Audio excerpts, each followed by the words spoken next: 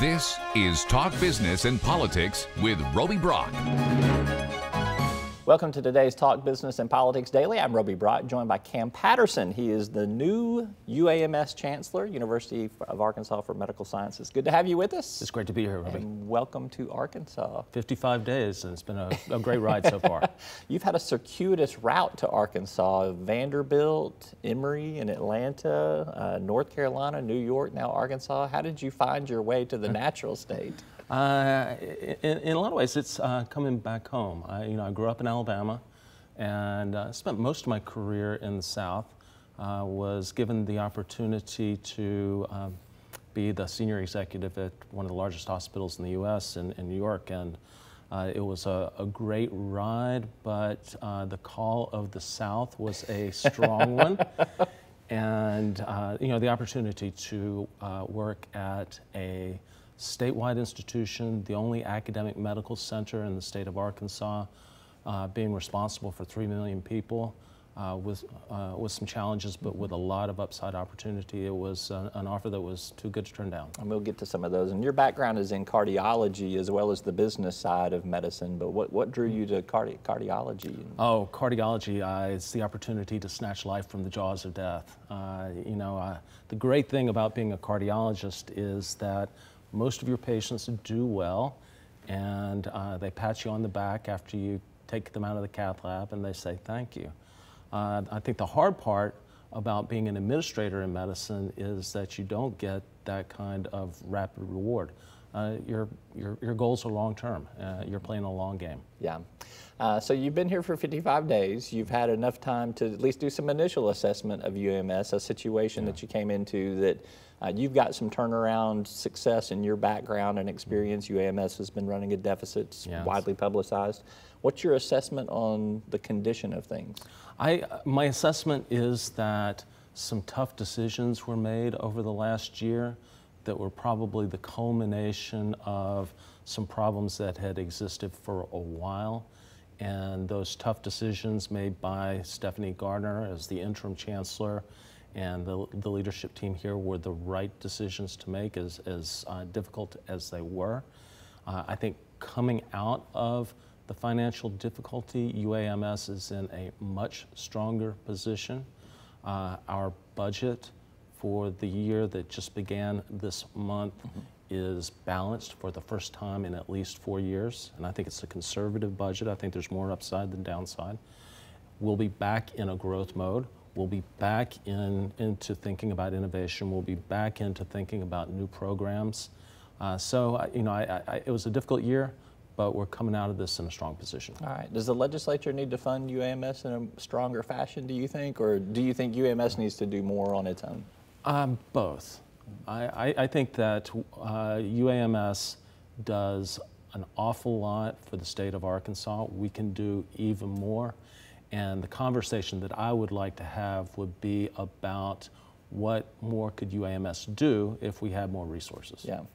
So tell me where you think you will go. I know it's still early, and I'm not trying to say, hey, give me the whole blueprint and the roadmap, less than 2 months in. But you've seen some things. There's some directions you want to take, some things with your leadership style and what you've been able to assess. Just give me a couple of nuggets there. Sure. I would say that there are several headlines. We definitely need to get NCI, National Cancer Institute designation for our cancer center.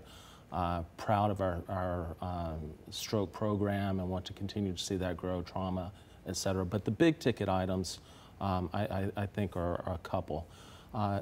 With the population growth in Northwest Arkansas, we need to work with that community to figure out how we take health care for the people in Northwest Arkansas to a higher level. And I think UAMS needs to be a part of that conversation and part of the answer to that solution. So I think you'll see a lot more conversation between Central Arkansas and Northwest Arkansas as we try to see how we can help elevate the healthcare game in that part of the state. I also think that you'll see UAMS being more in the community. We currently have 8 regional campuses. I would like to see that number increase to about 12 or so over the next few years. I'd like to see those regional campuses become more integrated so that we begin to look more like a statewide healthcare system, so that no matter where you go, if you're looking for UAMS quality care, you'll be able to find it. All right, interesting. Let's talk a little more philosophically. The Affordable Care Act has come under fire in recent years. It remains controversial. There's been efforts to repeal and replace. I think it's all centered on just repealing aspects of it at this point in time. Do you support the changes in it? Does it need to be repealed and something completely new put in place, or do you think that it needs to be strengthened in some areas where there are some weak links? Well, I think you have to ask, what is the goal? And the goal, in my mind, has been to bring more people into the insurance market, and I think that that's a great thing.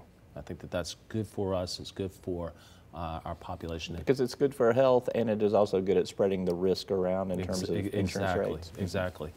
And I think that especially among southern states, Arkansas has been pretty progressive. Arkansas Works seems to be pretty safely entrenched here. I think that that's a good thing. I think that there is always work to do around the edges. And I think the real question that we need to ask is that work getting in the way of our goal, or is that work getting us closer to our goal? And I'm always going to be supportive of those changes that we need to make to get us closer to our goal of providing health care and making health care accessible for everybody who lives in our great state. There's a lawsuit that our Arkansas Attorney General has joined into. It's happening in other states. Attorneys General are part of this too. Basically, the contention is that the tax cut of last year eliminates the tax that came with the Affordable Care Act. Therefore, the individual mandate is no longer valid. This will have to work its way through the courts. What do you think would happen if the individual mandate were to go away? Would it be catastrophic, or would it be correctional? I don't think that it would be helpful. And the individual mandate helps us to spread the risk, as you were talking about, and making sure that people who aren't thinking about the possibility of a catastrophic health event still have something that they are able to fall back on. It, in my mind, is not that much different than ensuring that if you are driving a car, that you've got insurance for your car. And the principle is the same thing. It's spreading the risk around among all parties. So I don't think that conversation, frankly, is particularly helpful. I don't think it would absolutely unwind the changes that have been made with the Affordable Care Act, but it would make things a lot more difficult. Certainly, it would drive up rates for people who are in the ACA marketplace. All right, what's the next big move that you'll be making that we'll be reporting that Cam Patterson did? Digital health is going to be a big wave of the future, and we will be talking a lot about how UAMS will be a part of bringing the state of Arkansas into the digital health era, improving access, making sure that people have the ability to see physicians without undue hardship, being able to do a lot of the busy work that clinicians do in an efficient way so that they can practice at the top of their license. I think it's going to be a sea change in healthcare. All right, he's Cam Patterson. He is the new Chancellor of UAMS. Good to visit with you. Thanks, Thank you so much. Best of luck to you. Appreciate it. And come back sometime. Anytime. We'll make some more news. You bet. All right, thank you. That's all for today's Talk Business and Politics Daily. I'm Roby Brock. Thank you for tuning in. We'll see you next time. Great. Each day, the promise of our nation begins again. Arkansas and America, moving forward. I help make that promise a reality. It's not for everyone, but people everywhere depend on us. Oh, I love you too, sweetie. Trucking delivers, or everything stops. And that's what drives me. I did.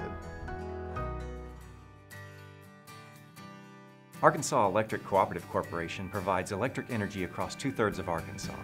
This is an exciting time in our energy history, with incredible progress being made in renewable energy and storage technologies.